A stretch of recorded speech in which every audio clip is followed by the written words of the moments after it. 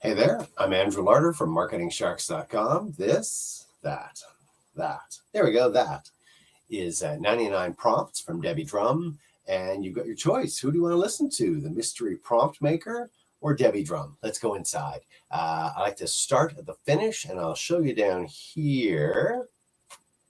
99 prompts, and it is 11. Oh, just up here. Bam, bam. $11.99 for personal use, and away you go. Basically, it's $11.99, and it is. I'm going to scream to the top again. Hope you enjoyed looking at start learning how to use artificial intelligence better than 99% of the people, because you're going to have the prompts to actually get it to automate your work.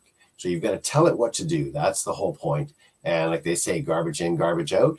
So you need to be able to tell it exactly what to do. Otherwise, it kind of goes in and doesn't give you anything really valuable. So here you go. This is the prompts you're using. You can just have it generate anything you want. It's an amazing kind of thing.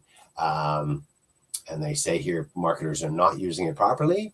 And let's see if down here I can show you. There we go. We're going to have some prompts down here.